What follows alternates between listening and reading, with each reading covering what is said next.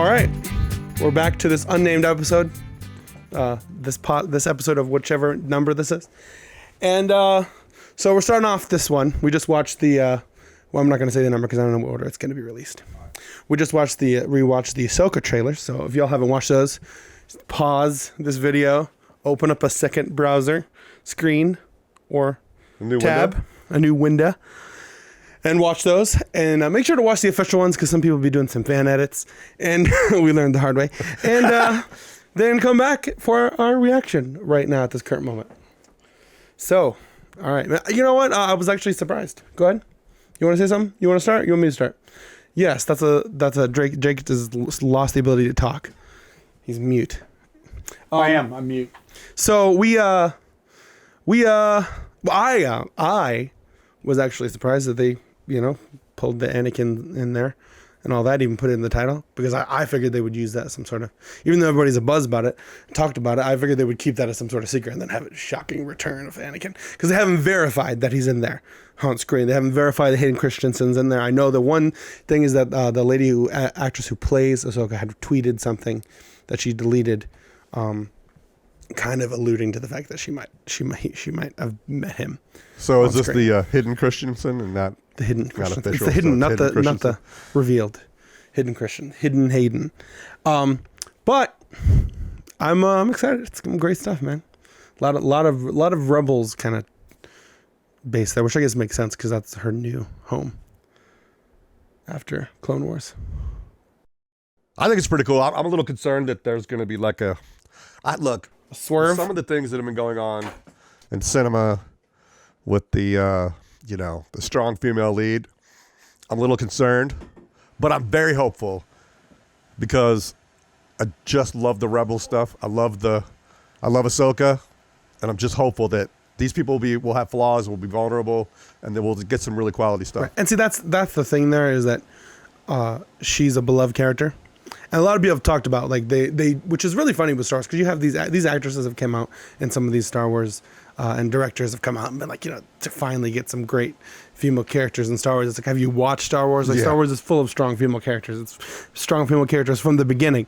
But those people clearly don't watch the series and everything. But a lot of, what people be talking about is like Ahsoka is one of those characters that you talk about, strong female characters that people love. And that's what people wanted, and they got Rey instead. And that's what people were looking for. So hopefully that sort of side will be revealed and it won't be some garbage. Even though, because obviously it is a lot of mainly female characters running the whole situation. But hopefully, because, and it's Dave Filoni running it won't be some just obvious ploy to make all men look stupid or whatever.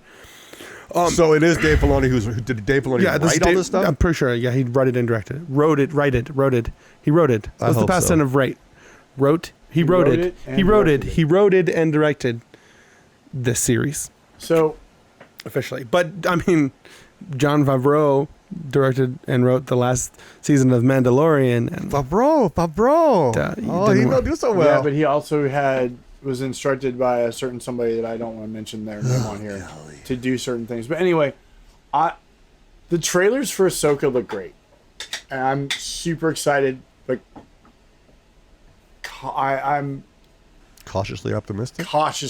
Very cautiously optimistic because Disney has done one thing very well the last year and a half, and they have proved that they can screw anything up. Now, I have a question for you, Bone, in a minute, but I want to give my take on the trailer first, especially the two we just watched. The first one we watched had the hologram or the communicator hologram with Anakin talking to Ahsoka, and correct me if I'm wrong, this is taking place after the last season of Mandalorian. I don't think so. Yes. Is it? Well, how's Anakin in it? Well, that's so. Well, wait. Let me. That might be a fan edit. I'm not sure that was in the because I don't think that was the official channel. No, the trailer before it, at the very end, there's a little poop. He pops up. Yeah, but that wasn't from Star Wars YouTube. That was from a separate channel. From what I remember from watching the trailer months ago, that was Ezra. There was an Ezra before, so you think they've fan edited potentially? You're talking about that he was on screen. Not like on a hologram. He was on screen like Force Ghost almost. No, he was like on the little communicator pad, but then in front of I believe Ahsoka that on was that. Ezra. But in the original trailer, the original trailer from like a few months back, it was Ezra, and it was obviously Ezra. He had the lightsaber gun thing and all that kind of stuff on him. So what my thing was, and that's why it's been so interesting with them adding Anakin and Obi-Wan in all these different deals, because Obi-Wan at this point would be difficult. Like, how this is after Revenge of the Sith, or is this is after Return of the Jedi, right?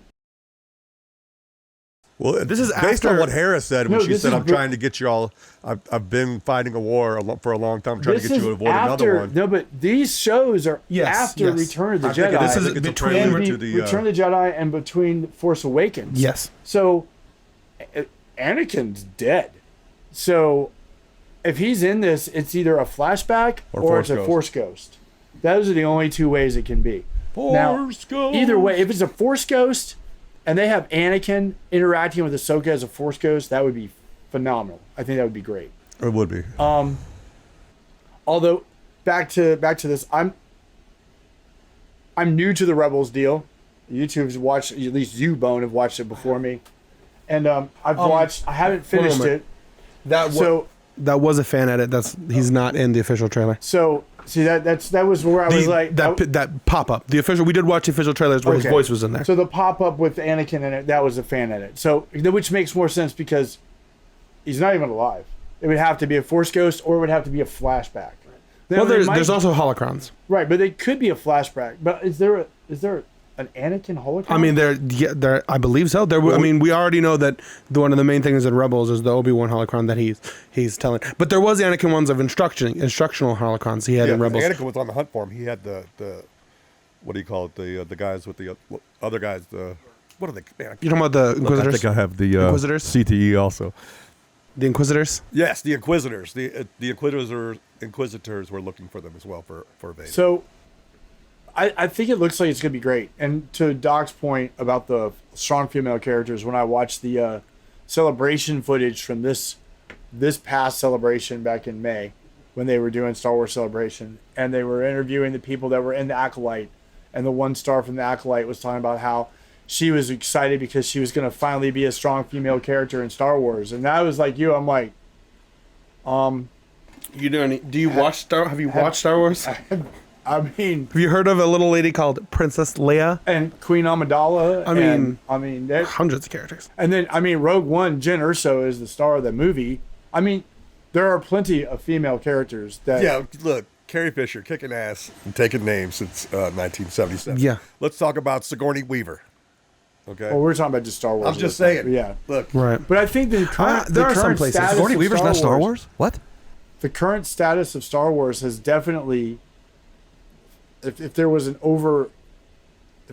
they've definitely compensated to the female side with Bo-Katan. Well, and that's even that's all of Marvel and Disney at this point. It's a mostly women-run show. I don't want to. Let's try not to talk over each other. As soon as I started talking, I had something I was going to say about address from something you said earlier, just to clarify. And as soon as I started talking, I lost it. was it the timeline?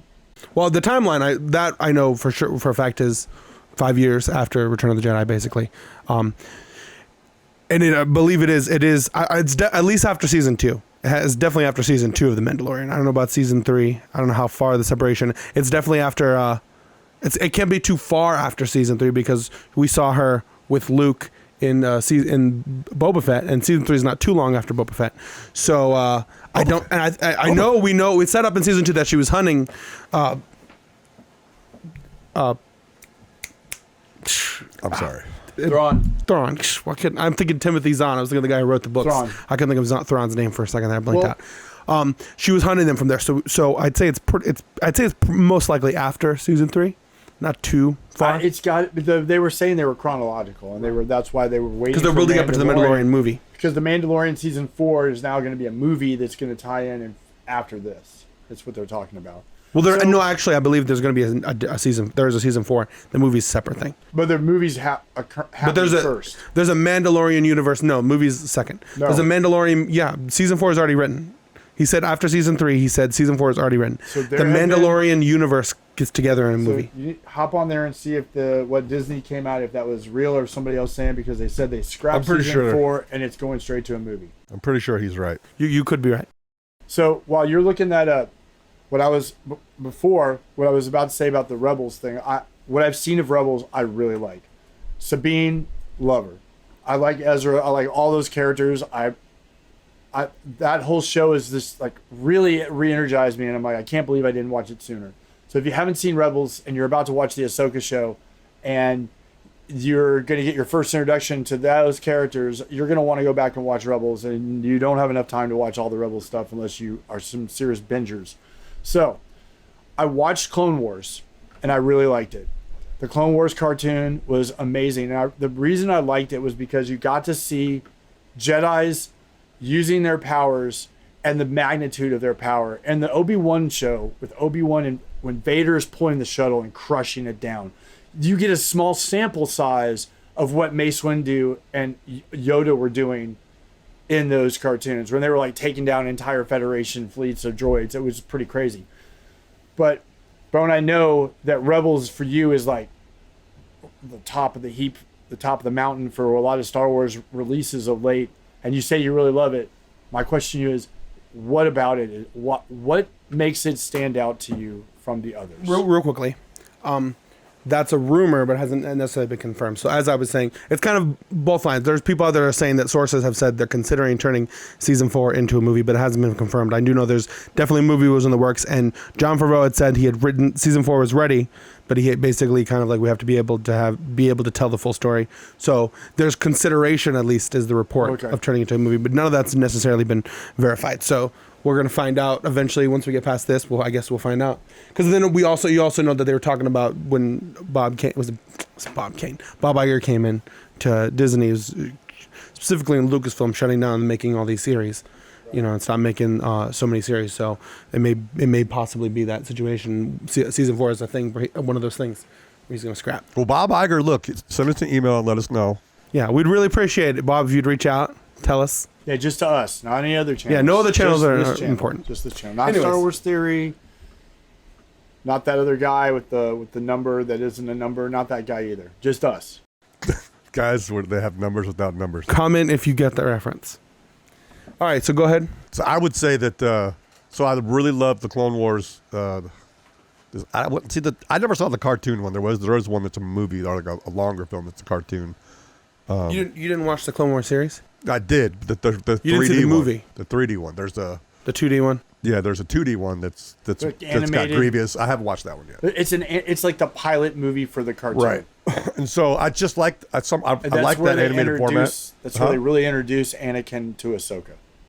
No, he's not talking about that one. He's talking about there's a different one that's not, because that's the same animation. There's a Clone Wars. I don't know. It's not a movie. It's a little mini series. Right. I can't remember the name. It's with some other stuff, and it's like it's not in that 2D film. Yeah, the Clone Wars was the kind of the pilot to, because when you jump in the beginning Clone Wars series, they're already Master and Apprentice. But in the Clone Wars movie, she basically when she first they introduce her. Yeah. So I watched the Clone Wars, the 3D stuff. I really liked it because it just gives you, like you were talking about, how it gives you the full scope of the world. Because if you think about it, all we got was 3 films, right, back in the 80s. And then 20 years later, we got the same 3 films with a little bit of new footage. And then 3 other films, and it was just done for a while. And if you read the books and the comics, which I have read a few, but I just like being immersed in that world. And then, seeing Ezra, and he was so young, and it was like they were so inexperienced, and they all grew together, and they became this like unit, and they were just doing some great work. And then when Ahsoka pops in, it was just like, because I just fell in love with this little girl. So this big-eyed little girl who's what was the question? So I asked what I loved about Rebels. Why he liked Rebels as much. So basically, what I'm getting from what you're saying is that it was almost like seeing the way this group with this ship and the original Star Wars with that group, that ragtag group of people get thrown together on the Millennium Falcon, and now they get this ragtag group gets thrown together on the Ghost, and you get Ezra's this fledgling apprentice, and Kanan's kind of like the Obi-Wan figure. Yep. And you get to watch a whole new era of characters. Yeah, you basically get what we never got in the 70s, was more. We wanted more. And we never really got more. I mean, we kind of did. Looking at it now, Let's try not to talk over each other. I'm sorry. So looking at it now, and with the way he just said it, and what you mentioned, we got Rey, and you said people wanted Ahsoka. Yeah. Well, when you look at what Lucasfilm had put out after Revenge of the Sith, those years that followed with the Clone Wars cartoons and then Rebels, they had introduced a new group that they could have done a new trilogy of films about without using legacy characters and not having to say this is the last 3 films that Lucas was going to make. You could have just used that group and done this story they're doing now and made that 3 feature films. 100%. And you could have still had Rey in there. You could have had all those other characters you introduced. They would just been other characters that are interacting with the members that are on the Ghost. I mean, 100%. listen, And listen. I think that would have been so much Look, better. Can I say something real quick? Ahsoka earned our respect and our love. The writer, they were so careful the way that they handled her, Well- made her vulnerable, and Well, she earned let our me respect. say these things. First, George Lucas had already written treatments for a second Yes. trilogy. When they bought Disney from him, they could have just taken all of that. The man who created the entire Star Wars universe and used that. And then the thing about, which to the point you're saying there, which is that Dave Filoni really was almost like an adopted son in some people in respects with George Lucas, and really understood and got, and consulted him with all of these things and all these characters. So the work that they did here in creating this character, and then having, he's one of the only people, and that's why he's kind of he's proved himself to be trusted. That's why everyone's really putting their money on this Ahsoka, because this is like the guy to kind of that everyone wanted and kind of has earned the trust of being able to handle, Yes. of understanding the spirit of Star Wars and being able to continue what George Lucas did. And if this fails, then it's kind of like the end, because then if this guy can't do it, who can? And because of having that understanding of the spirit, you can see it really translates into the work that he did in creating these characters. And that's why he's able to create a character that is a completely new character and people love it. From a fan base that is, kind of very rabid sometimes, and definitely very loyal to George Lucas. Some of the fan base at this point, some of the fan base doesn't really give a shit about George Lucas. That's why, I don't know if you can call him part of the fan base, but I would almost say that at this point, there's an entire section of what was a fan base that is they checked out and don't even care anymore. right. But Like, I mean, really, when you have they're these just people, like don't even care.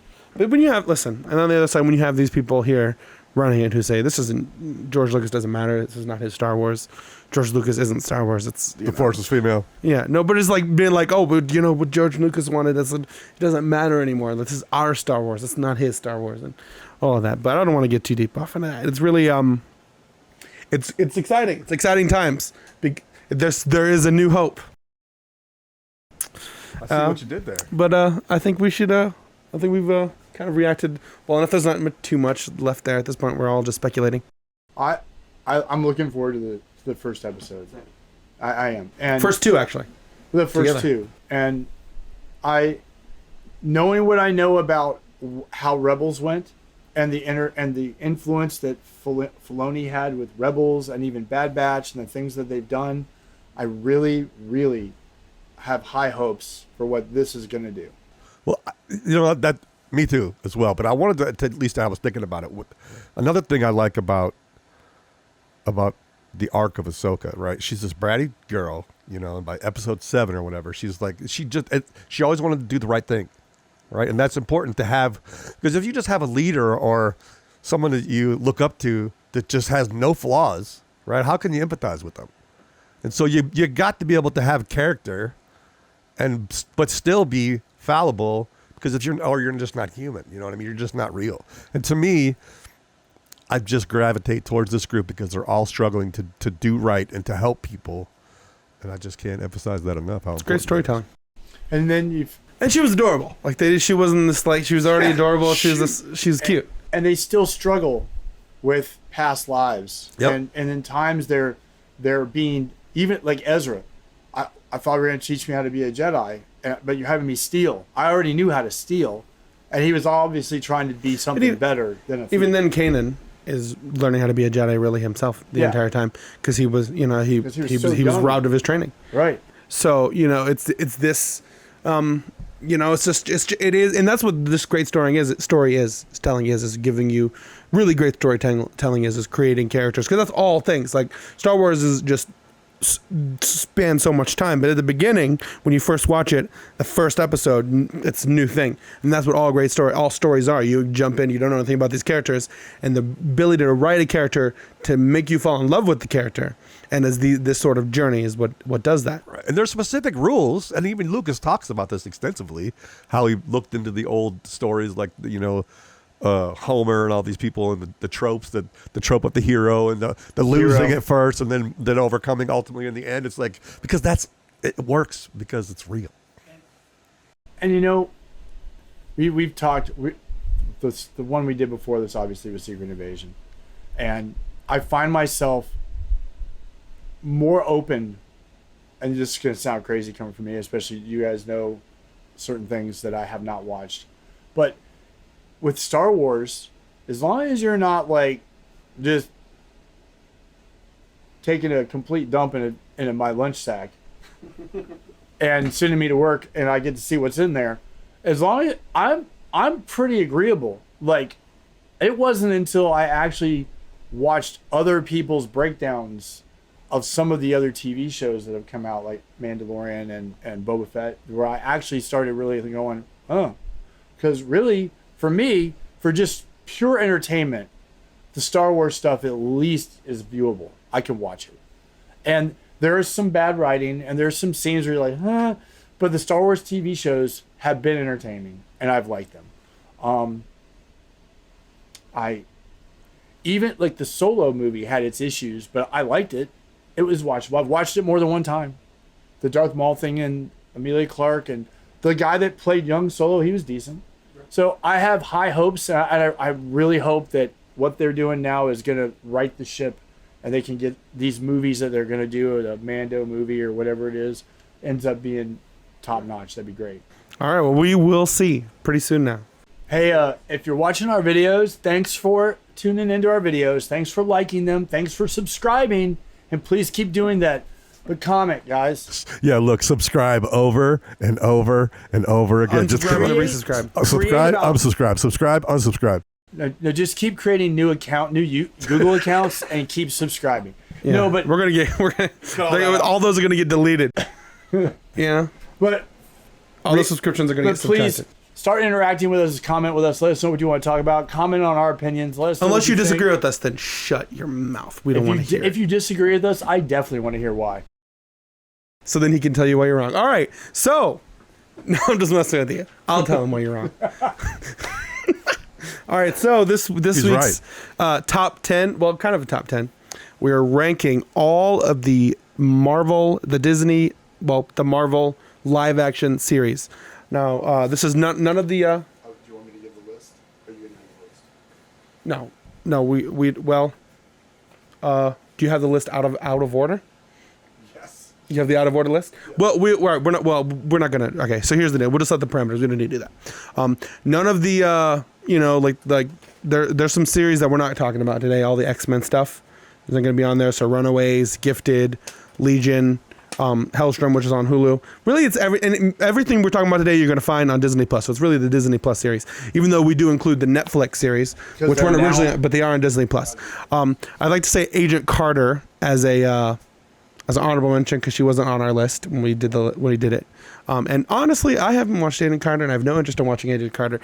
And unless it's a masterpiece of cinematic brilliance, I doubt it would change my list order much at all. I watched Agent Carter.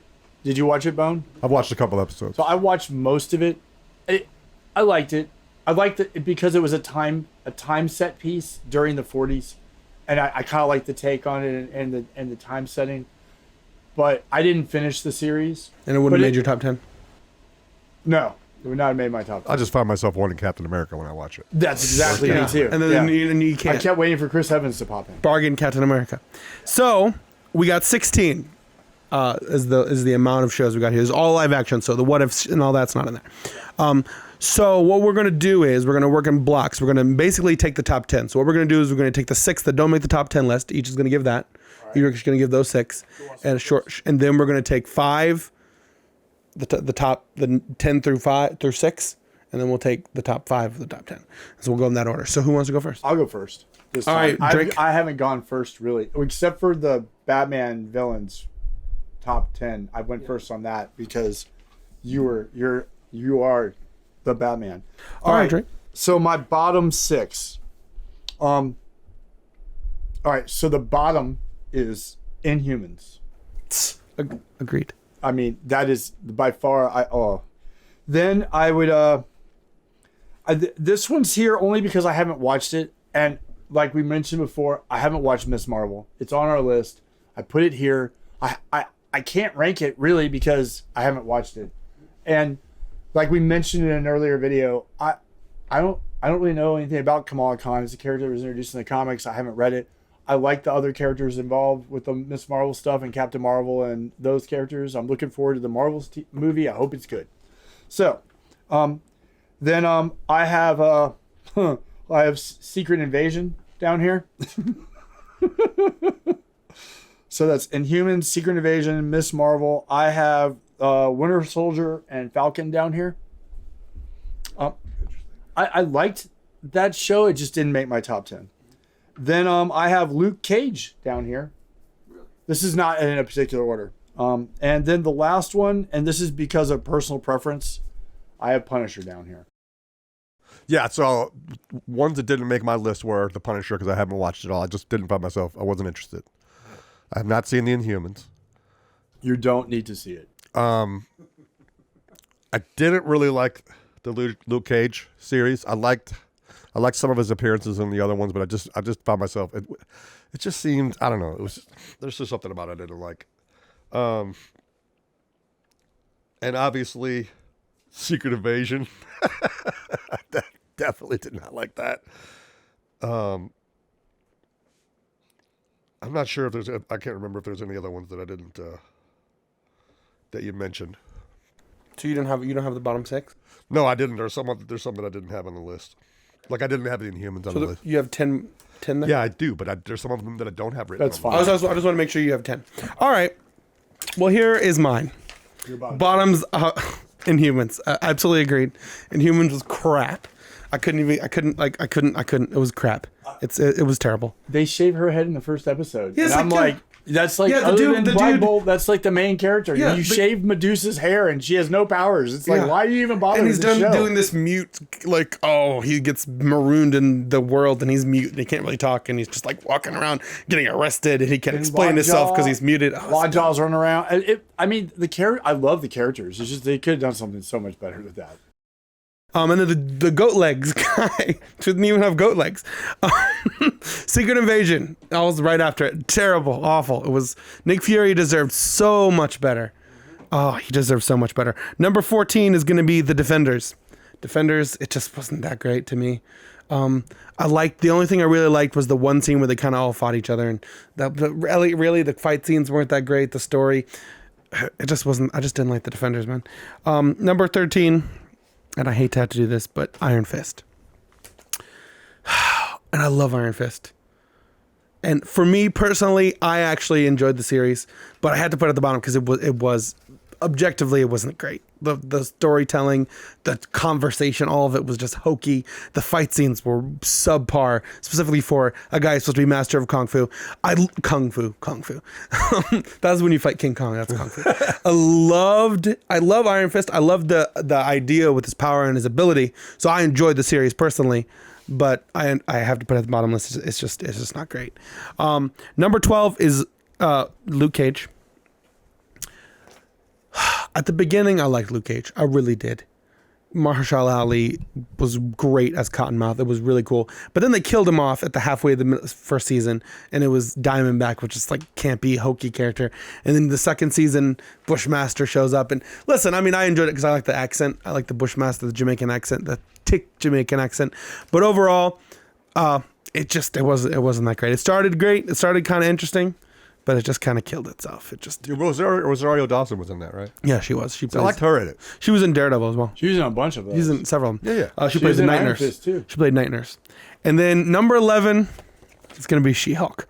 Listen, I liked, and this is what it. She-Hulk was all right. It was kind of fun. I liked the introduction of the characters, like the Abomination, all the Hulk, all that. I liked that. I kind of dug it. I didn't like some of the things. Some of the things I didn't like what they did with the Wrecking Crew. Like, come on, the Wrecking Crew was much cooler and better in the comics. But, and because they keep coming back, so it's like, but in there they just kind of got rid of them.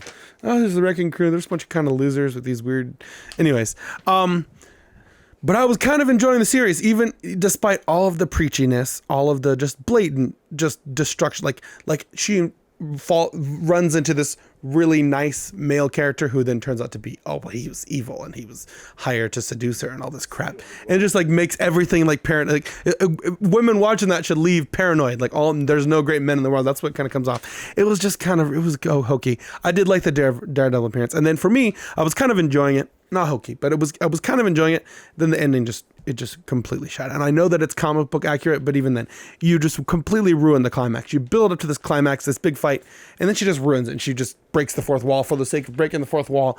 And there's no climax to the show. And the climax is she breaks the fourth wall and then comes back and goes, "I'll see you in court." It was just like you were about to have this really cool Abomination Hulk fight scene. Like this was gonna be awesome.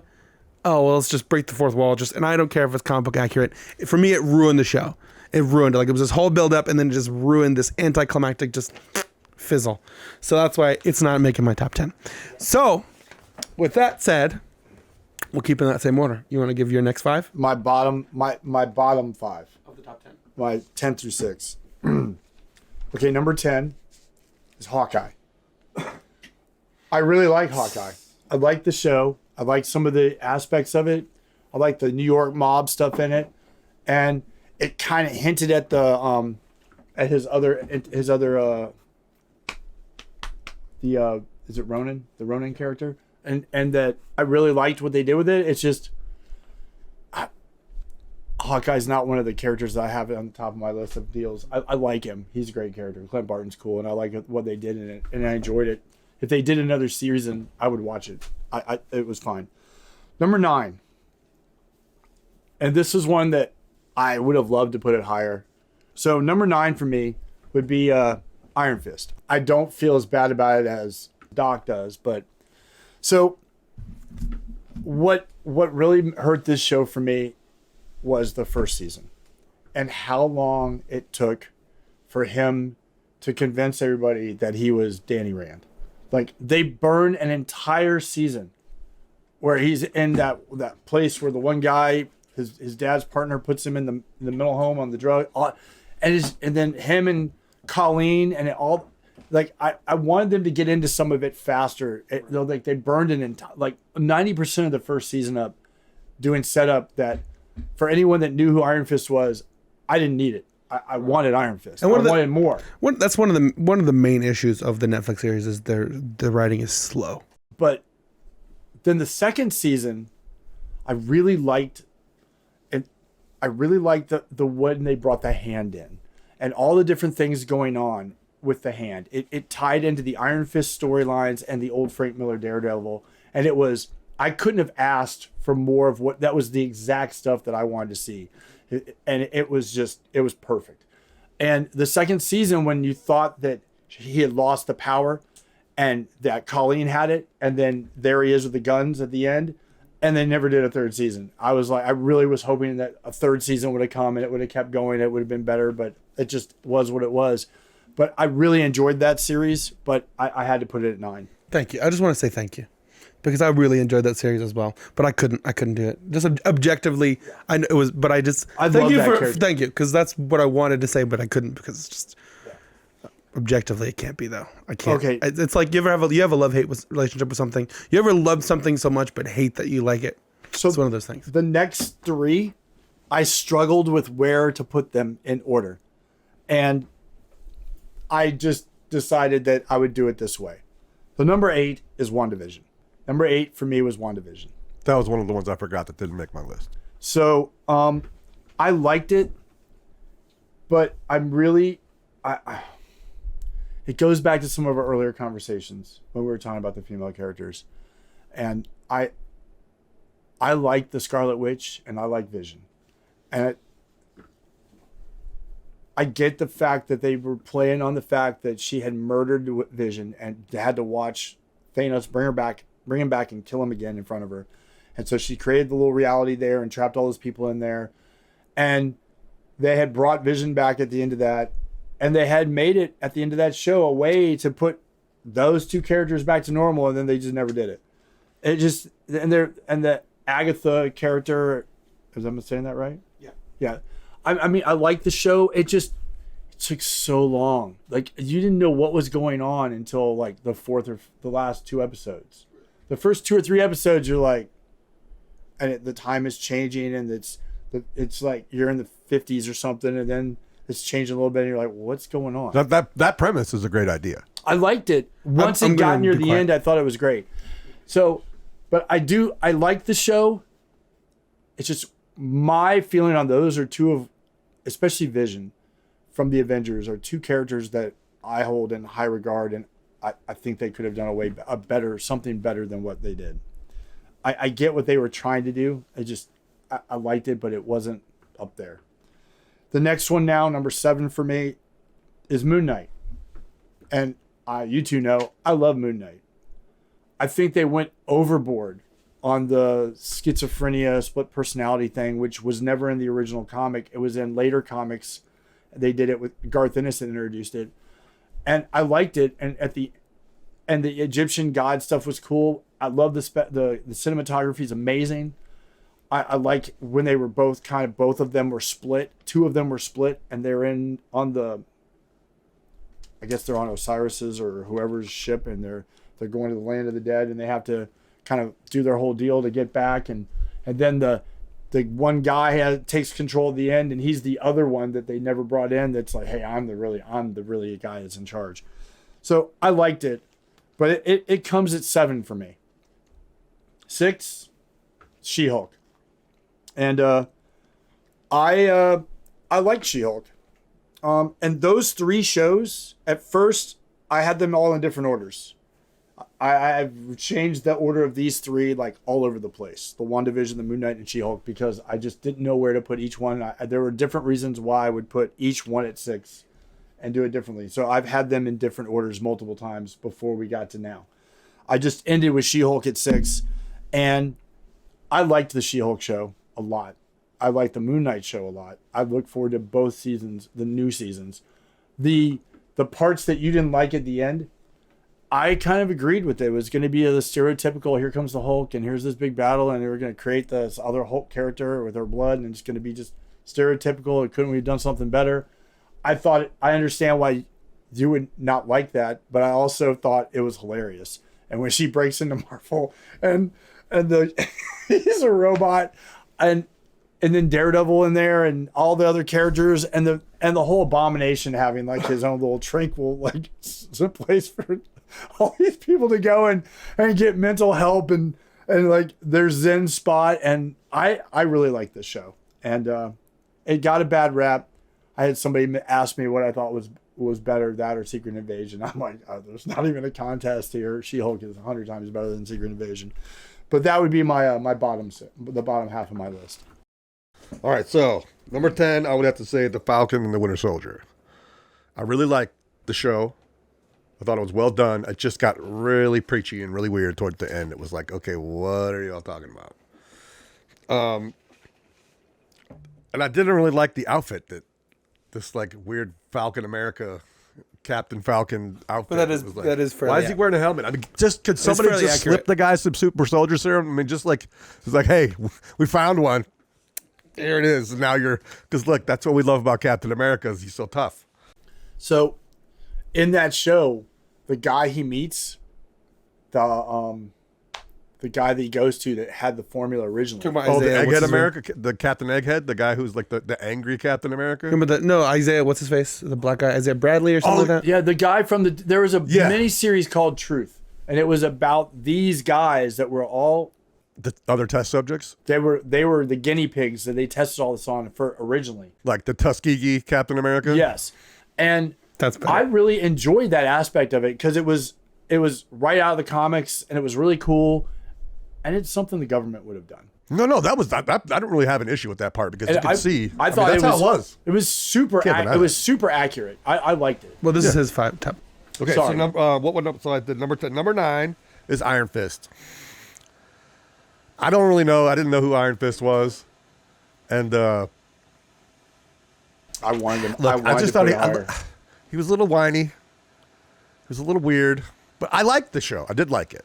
At least it made my list. But I don't know. I just I didn't care for it that much. So number 8 is the Defenders, and I liked all those characters coming together. I don't really remember a lot about it. I just know that I liked it.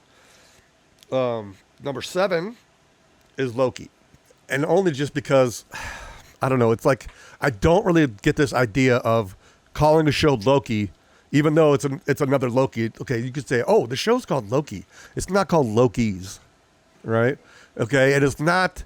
Okay, I'm invested in that guy, right? If I liked his redemption. I liked how he sort of changed his ways. I don't really like the part where he kept running and he just couldn't get it through his head. And I really liked the little Thor, the little miniature Thor. But so that was number 7. Frog Thor. Yeah. I'm sorry. I'm having to learn how to write with my hand. It's very difficult. So we're going to number 6, and number 6 is Hawkeye. I just felt like that once his family disappeared and he just went mental, right? I really can identify with someone with that rage that, you could kind of put yourself in his situation. And then when he lost his best friend, and someone who he was willing to give his life for, knowing that he just went through all this turmoil, he's trying to save his family.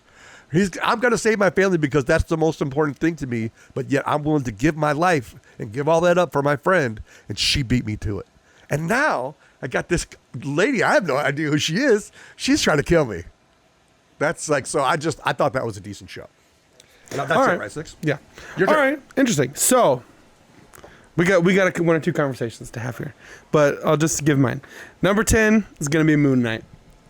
Moon Knight's it's almost the opposite. It's not one of the characters that I'm really into, but I do have to say that it was some beautiful work. The cinematography was really great work. The writing, some of that, it's interesting. Some of the things you disliked, I liked. Like, even though I know that's not it's like not originally the conversation about the mental illness and the fact that he's like that was what made it interesting, is that he would just like glitch out. And then he's like, how did I get here? And then in the end, you find out that third guy pops up. He's more evil than all of them. And he's like the really, really bad, the actual bad guy who's working for the thing. The god. I'm not really, I don't know. It was great. I enjoyed it. But it wasn't a character that I really cared about. And it didn't really rank too high on my list. Number 9 is going to be Falcon and the Winter Soldier. I love Falcon and the Winter Soldier. I didn't like all the preachiness, but I like their back and forth. I like the Winter Soldier and their relationship, and then all the cool. Then the thing with the aspect of the other people having the powers, the super soldiers, and so it's like, Falcon's the only one who doesn't. It kind of, because it is comic accurate. He doesn't have the super soldier serum in the comics, and he was Captain America for a while. And then the U.S. agent kind of coming in, and his breakdown as he's a jerk, and like listen, it's not all his fault, because they were kind of treating him a certain way, and he was like trying to be like, hey, let's get along, and they were kind of like, yeah, screw you, whatever. And then he just turns evil, just kills a guy. It was like, eat this, and he didn't have this. He was getting like mad, like was really bad, was really cool. I loved about like how he got like before he took the serum, he got like really pissed off because he's like, even these normal humans are beating our ass, like we're in here, and the ladies from Wakanda, he doesn't know anything about all these how they're set up and their whole deal, but he's just like, these Wakanda women came in, didn't even have a super soldier serum, and they're kicking our ass. Like, we really need to get this serum, man. I don't know, I kind of enjoyed it. Number 8 is Miss Marvel. Miss Marvel was fun. Oh, you watched it? I did watch it. Miss Marvel was fun.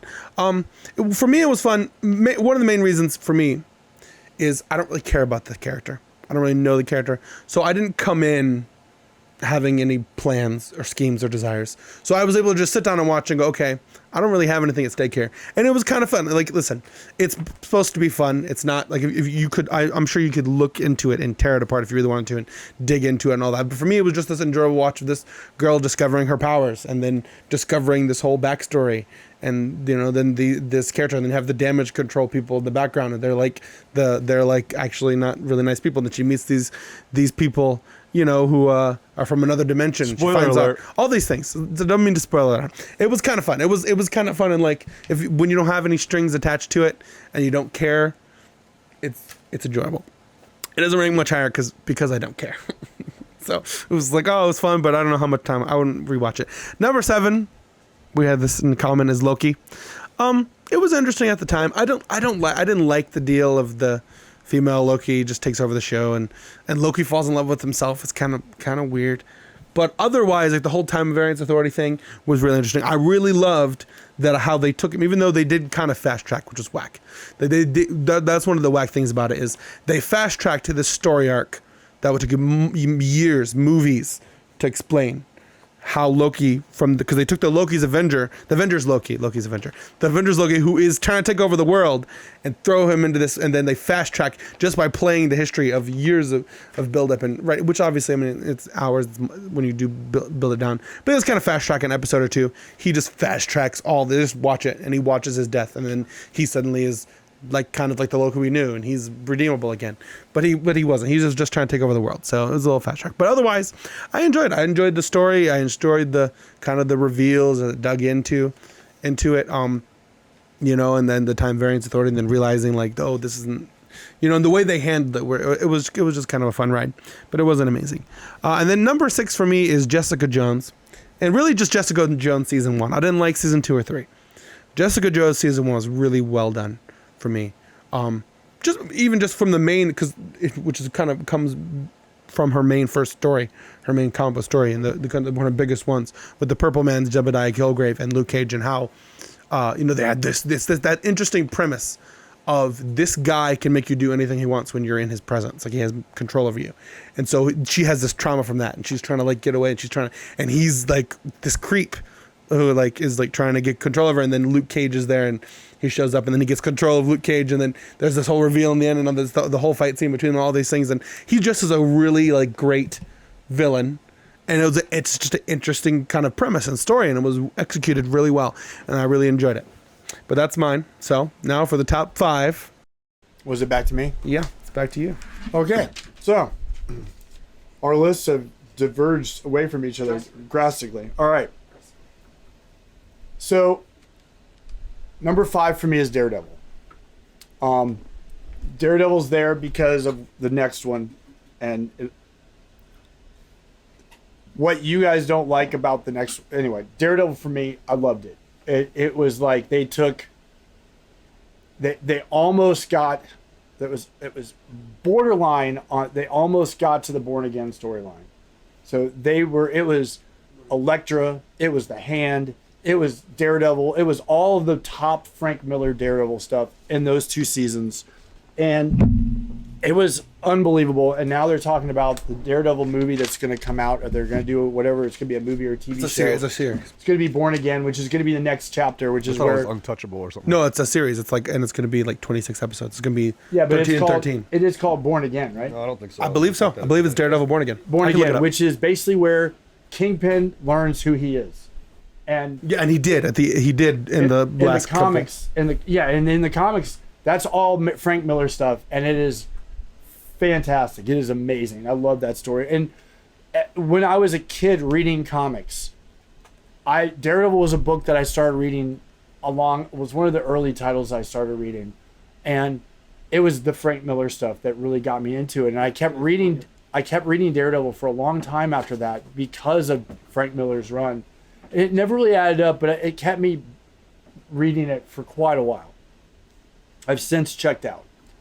But when that Netflix series started, and you have Stick in there, and you have all the stuff, it is just perfect. I was like, I loved it. It was awesome. The Hand, all that stuff is, anybody that's into Daredevil and that whole Hell's Kitchen stuff, that's what they wanted to see from the comic book side.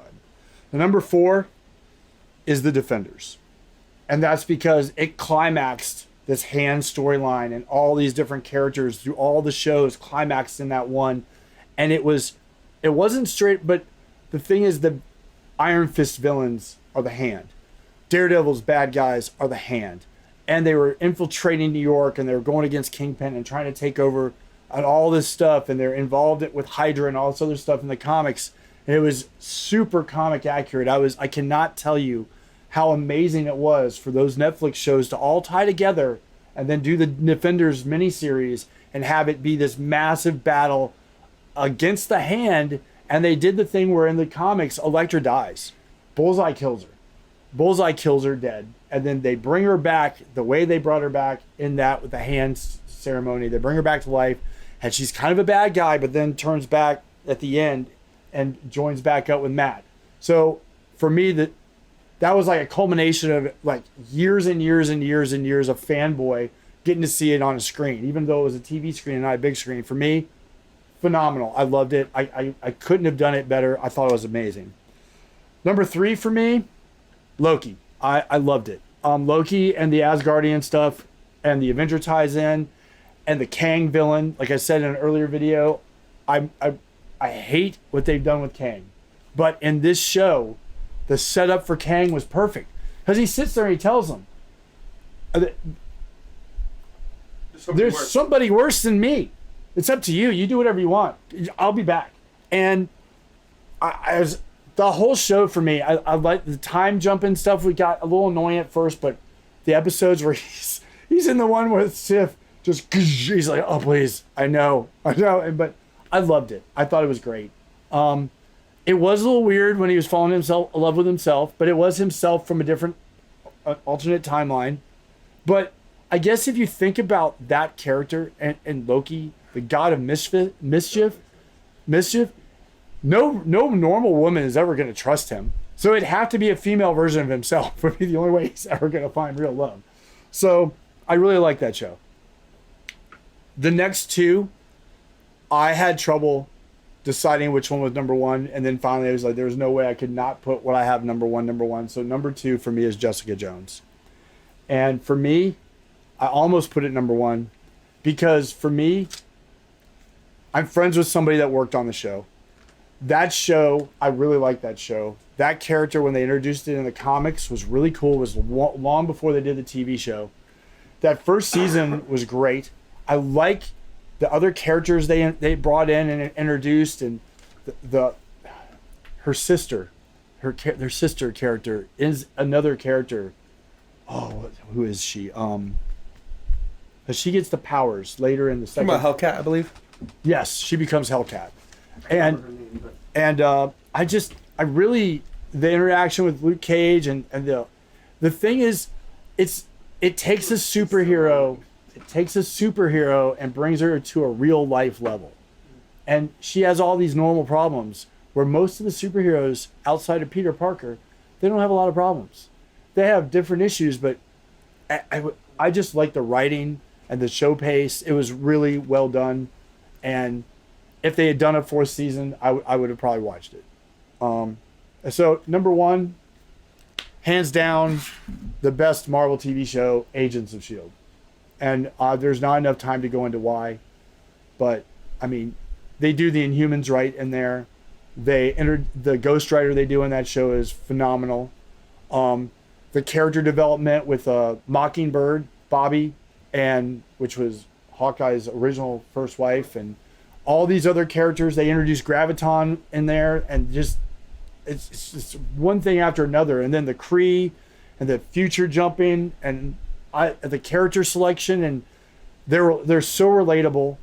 They're with Fitz and Simmons, and that show, I love that show. All the stuff they did with Coulson, and I would that they had done something with them in the movies. We've talked about that, but that show was by far the best one. All right.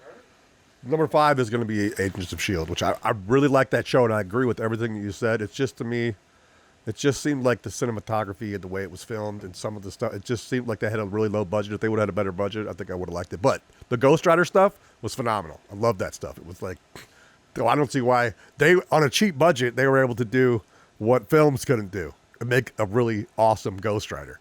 And so I loved that. I loved Phil Coulson. I loved Quake and all those. All the actors were great. I love that one. Number 4 was She-Hulk, which is something that I had resisted watching because of bad reviews. And I think part of what made the show, some of the things you were talking about before, is it seems like the reason why they cut that ending is because it's like this, women are supposed to be emotional, right? And so she's like, what, do you take over my show? And she's just like, and then women, so it seems like it's been said that women like to change the subject. And so she changed the subject right? And made it about something. She's like, wait, you're not going to take over my show. And then she went in. And so it was like, to me, They're it was gonna like, cancel some people you. were saying that the show was girl boss territory and they were making men look stupid. But I think if you really look at it, they make women look stupid in that show because when she let that guy fool her, right? People can be vulnerable and she was. And so she learned not to be so trusting. And so she made a lot of bad choices, a lot of wrong choices. And then she starts to somewhat correct herself. And so it's not that I say that it would be incorrect to say that She-Hulk wasn't vulnerable. It didn't make wrong choices. Let me just interrupt. I don't want to go on a tangent here, but I hope they're watching because everything that you said is not what they wanted you to Maybe. see. So I think the people writing it absolutely were trying to make the girl bosses, and the fact that everything you said is like the reason why they're like how bad they're what they're doing is, which is they're trying to they try so hard they make them actually look stupid in the way they do it. But that was not their intentions. So I hope they're watching because it's not working. I don't know that they. No, they were. They had a. It seems like some of these people have never done any writing before, because when you look at it, when you see people that you trust that are critics and they talk about certain things, it's like, so you don't always agree with what they say, but it's hard to know. We could speculate about what they were. Didn't you say monkeys and typewriters once before? I did say that. Well, no, I mean, but it becomes pretty obvious when you look at the whole scheme. Anyways, no, but I just think that overall the show in its entirety was not as bad as I was led to believe, which is why it ranks higher because it was funny. I enjoyed it, and I think it was well rounded. And I don't know that. I don't know who knows what they intended. What was that? So number three is Jessica Jones. I had never heard of Jessica Jones. I didn't know who it was. And that was the first one that I watched of the stuff on Netflix. And I knew people like Jessica Jones, minus the superpowers. And so that was like seeing a familiar friend. Okay? And obviously, I mean, she had a hardcore life in New York. But I just thought it was really well done. I loved that she was so damn cynical, dude, about everything. And she was like, anybody who's like putting up any kind of fluff or whatever, she's like, I don't want to hear your shit. You know, I love Jessica Jones. Number 2 is Moon Knight. I was also reluctant to watch that, but having not knowing anything about Moon Knight, and what you said earlier was a great point. The cinematography was phenomenal in that show, and it was like it's like even the way the hallways were lit, the way the bathroom looked. It's not like they had these great, beautiful landscapes in every scene, but whoever did that, they knew how to make a bathroom look interesting. Because I'm just like sitting there like, man, it's like you have these like expensive set pieces on other shows that don't look half as interesting as this bathroom does. And so, almost knowing nothing about Moon Knight, I really liked the show. I really enjoyed how it kind of made the gods seem what you would think they might be like if you met them. And I love that cute hippo, though, that little cute hippo. She was so awesome. She's like, oh, da, da, da, da. I was like, she was awesome. I have a thing for hippos. I think they're cute. Number one is Daredevil. Okay? It's like blind Spider-Man to me. All right? And the guy's a Catholic, and you can't, you're like a repentant Catholic, or you're a reluctant Catholic. How could you blame a guy like that? You know what I mean? And so, did you all notice that in the first, I don't know if it was in the first couple episodes, they showed the way he sees. It was like a red kind of flaming thing. I lament the fact that they didn't go back to that, because you could have seen whole fight scenes like that, or like scenes where maybe he gets hit and then you see that. They could have done things better. But I just really liked Daredevil. I liked how he just was, the struggles that he had to try to just do right and limit. Because man, it's not easy to make right choices. It's not easy to do the right thing. It comes with struggle, and I just really loved Daredevil. So, before you get real fast on that, and those are some of the same reasons why, and the radar is what it is, his radar sonar that he's using. There are times in the comics where the entire comic, there was an issue where you see everything from his point of view. Wasn't the cover even was like that? And it was like, it's raining, and because of the rain, it's hitting off Elektra's face. And that's how he's like, he knows it's her, and he can heartbeat. So there are at times in the comics where he'd run into Spider-Man, or Peter Parker, and he would know who it was. Both, it didn't matter. He would always know who it was. And it was just, that character is on a whole different level when it comes to trustworthy, because he knows so much about other people and he keeps their privacy to themselves. It's pretty interesting. Great, but I agree. It's a great show. All right, Doc. I'm not gonna throw Let him have it. my list like you did. Number 5 for me is Hawkeye. I loved Hawkeye. Hawkeye was great. It was just super enjoyable, man. I don't know. Listen, I liked Haley. Is it Steinfeld or whatever? I think that's her name. Who played that actress?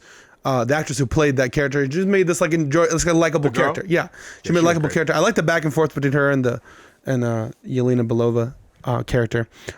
It was a really great way to do it. She came in, they kind of set her up, but they had the back and forth with Hawkeye, so it wasn't like, you could accept her as the new Hawkeye. Like he was kind of training her and showing us she didn't just come in and be automatically a boss, and she was the best at it.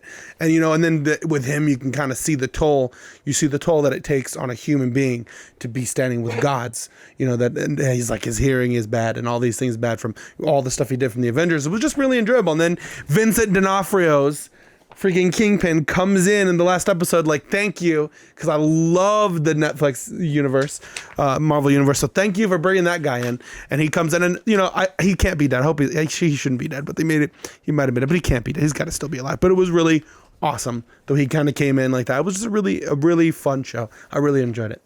Number 4 is going to be Agents of S.H.I.E.L.D. I liked Agents of S.H.I.E.L.D. I loved Agents of S.H.I.E.L.D.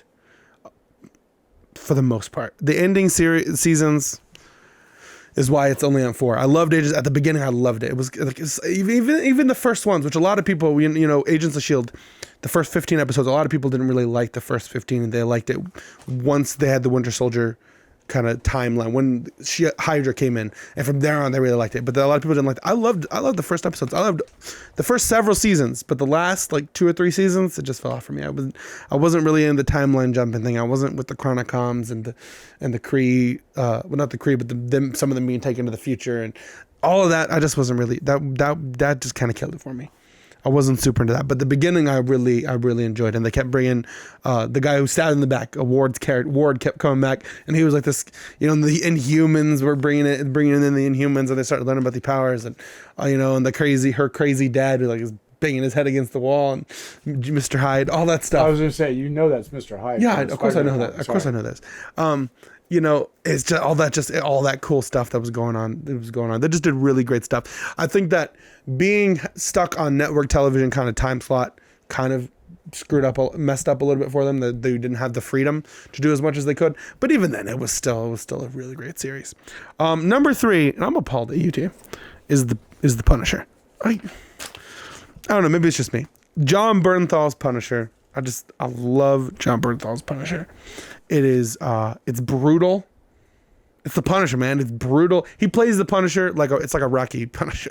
He plays like the Rocky, like he's just a brutal character. But it's just really badass. Like this man, and I love that this man he protects the innocent. He protects these, but he's like this gruff guy, doesn't care about people, but then he sees like someone getting hurt. So like in the first season, he's here. Like when he is introduced in Daredevil, like he's there trying to get revenge for these people that killed his family. Like you have to appreciate that. And so he's just going ballistic, and then he's just like getting shot all over the place or whatever. And then so the next season he dies, right? Supposedly fakes his death. And the next season, in the first season of The Punisher, he's like, it just opens up cool. Like he's just faking his death, and then he's like, he's just in here like just kind of hairy, just demolition stuff, and there's like these cocky guys who show up and like who are working with him, and they're screwing with him, and he doesn't do anything, and they're screwing with him, and then anyways at the end he comes back, and he just like, it's just really badass. Like these guys screw over this other kid who they pulled this kid, and this kid's trying to befriend him, and he's like not really like, I'm not going to be friends with you or whatever, but he's being a, gruff Punisher guy, but he kind of appreciates the kid because this kid, he's like this young guy, and he's kind of innocent, but at the same time, he's trying to get with those guys who are bullies. He's trying to be in their crew. And so he goes and does this whole criminal thing with them. And then he screws up. And so they're going to kill him. and then like they go to the job site, and they're like gonna like they throw him in this hole and start pouring concrete, and they're gonna kill him, and then like Punisher shows up. He was there like late because he has demons in his head from all this stuff. He has trauma, so he's just there, and he kills these guys like ridiculous. Just wrecks these guys, and it just he comes back, and then this whole season he's got this whole badass arc. And this guy who was his best friend, he finds out in the end actually betrayed him and is the one who got his family killed. Who was there with his children, who was friends with his family, who was there with his daughters, and who was in there a criminal with them, who was not a criminal, who was a soldier with him, was actually stabbing him in the back the whole time. And so he screws this guy's face up and like goes off in the sunset, and then he gets pulled back because that guy, he didn't kill him because he decides not to kill him. That guy wakes up like from the coma and he's crazed and breaks out, and so he has to come back and kill that guy. And he just runs into this girl who got herself into some deep crap in a bar. He runs into her in a bar. She took some pictures with some people that end up being like criminals, and so they're coming for her now. And he just like takes her under his wing, and then there's this whole this hilarious storyline where she doesn't trust him, so he has her trapped. So he's like holding her because he knows that she's in trouble, and she doesn't understand that she's in trouble, and she's trying to run off, but she's like trying to escape and stuff, and so because she's an idiot. And so he just like beats the crap out of these people, shoots this guy, and then it all concludes into him actually becoming the Punisher. At the end of the series, he's like he separates his ways. Then the end of the series, he's like in New York still, and there's these gangs that show up in a meeting underground, and they're like, you called me here, and like, no, you called me here, you called us here, whatever. What's up, fool? What's it? And then he just walks out in the full Punisher garb and just mows them. It was just such a great series. I love that. And what series. number is this on your list? This is number 'Cause 3. It sounds like he's one of the writers, or he's got a memory like a steel trap. I love that. I watched that series over and over and over again. I love that series. It sounds It's like so he's badass. a ghostwriter without the flames or a motorcycle. He's just really badass. He's awesome. Number 2 is, of course, Daredevil. Daredevil was just great stuff, man. I mean, I'm really glad that they didn't recast that character. I'm really glad that they brought him in. They kept because I just fell in love with that guy. He's just an awesome. The actor was just all the actors around it just did really well. He introduces and brings in certain other characters, and just this whole storyline. I mean, even though like I said, Netflix writing can be really slow. It was a great story. You kept up with everything you guys said. It was an awesome series. It was really enjoyable. I mean, the intro, just like 5 minutes long. That's annoying. But outside of that, like, he's just he's also that other kind of brutal character. And they bring in Bullseye, and they have the cape, all of that, the whole Punisher arc, all of it. It was great stuff. Punisher really probably should be number 1 because I just have my love for it. Because the other two, but it's not going to be number 1. Number 1, I'm appalled at you, Drake, is WandaVision. I'm appalled at you. For everything you said, it was the complete opposite. I think you got it completely, absolutely wrong.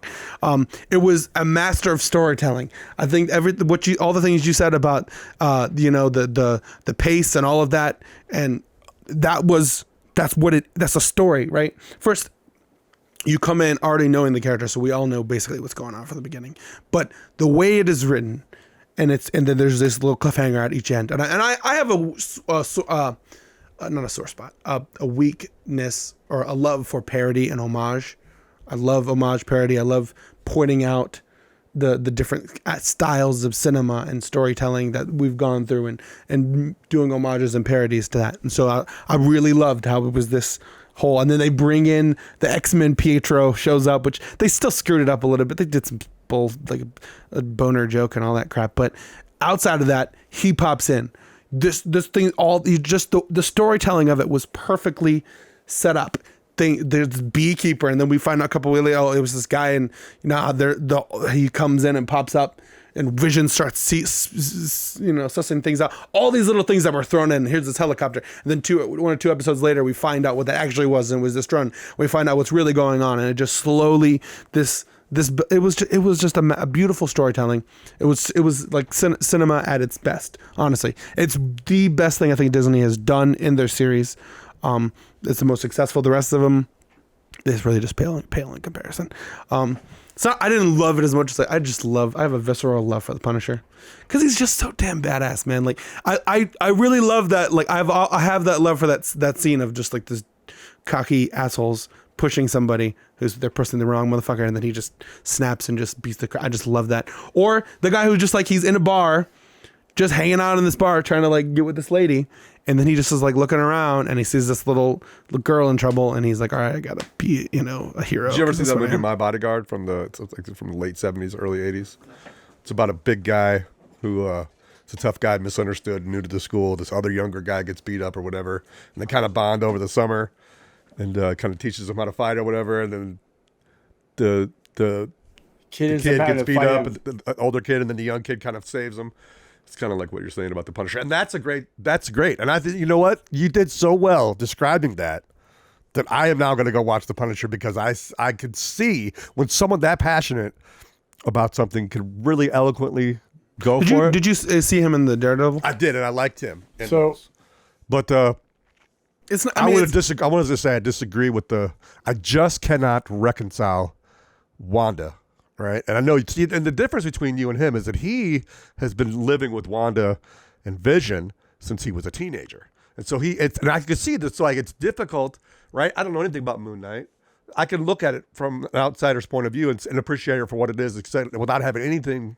So the dynamic between seeing something you've loved be changed is difficult sometimes. Right. So, it's difficult, but at the same time, I think it's important for us to be able to understand that basically you're talking about two different people, even though they share a name and they share these characters when they come into the screen are so completely different and such a different history that you have to really to fully embrace, I guess, and face it.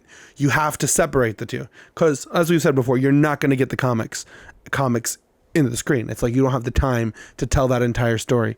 Some of them you can get very close, and I think that when things are done perfectly, like that's why, and it's more. I think it's stuff, hold on. It's more of a sign of how great Frank Miller is, that he can write stories, and then other people too, but that he can write stories that are so adaptable, right? And then with the Netflix things, you had all these episodes and times, and it was more free to kind of do it, and it's not the same with Disney where they're not really paying attention or they're not caring about writing great stories, and it's more about a message and an idea.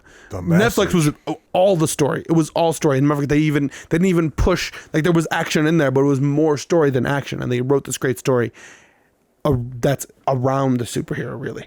Yeah. So like when I picked this topic, first of all, I liked almost all the shows that I watched. I liked them. The one I liked the least was Inhumans, but it was okay. Secret Invasion, I really didn't like it. But the rest of the list, like the top 10, I like all those shows. I mean, they're on my top 10 list. Like, I liked WandaVision. I did. I don't like how the direction they've gone with certain aspects of the characters, but I did not like the show. I did. I liked it. And when there's two Visions fighting at the end and they bring the double Vision in there and he's the white, that's double Vision. What, Wanda was drinking too much? I like that double Vision. No, that's what he's. I know, but the white, all white Vision from the Avengers comics, he's called double Vision because Proctor, the evil Black Knight, brings him over from an alternate universe and he takes the place of their Vision. Oh, okay. And then Wanda and that Vision are together for a while. It's pretty crazy. That's why I'm saying that it.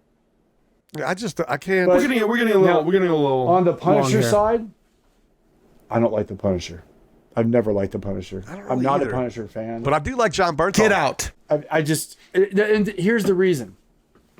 There are some characters that don't have powers that I like. Batman is a perfect example. Punisher, they basically made a vet have a bad deal with the mob and gave him machine guns and he runs around and kills people. And that's just, as a comic book person reading superhero comics, I was just never interested. I think that was Rambo. I would see where you're coming from. I think that the Netflix version of the Punisher to me is so much better than the comic book version of Punisher. Even though I do like Punisher and I get Punisher watched comics, it. It was alright. The Netflix version of the Punisher to me is so much more interesting than the comic book version of the Punisher. And I think it's when you understand. Because there's I think you're missing certain layers there. Like one of the main layers is that they point out is that it's this revenge story, right? But then they kind of point out it's really not. That really Frank Castle just wants to kill people. That he's a bloodthirsty person, and so it's like he's using the death of his family as an excuse. But if his family didn't die, like he's a bloodthirsty person. There's these layers and aspects, and so but at the core, when you sit down and understand the idea of this person, that's why I led the Bernthal's Punisher that series, which is more of the intro, because in the comics he's just there just completely given to you. I'm just going to kill all these, whatever. John Bernthal's Punisher, like, he believes you got to put him down, but at the same time, he's wrestling with this. He takes the opportunity to go and become a different person so he doesn't have to kill people, and he gets pulled in. And so on hit to him, it feels like he's forced to it. Other people feel like he's not. They're like, you don't have to kill them. But it's that whole, that's which isn't portrayed as much in the comics. So the comics is more about him. He's just killing, you're just murdering these people. In the portrayal of the Netflix Punisher, he's trying to be this good guy.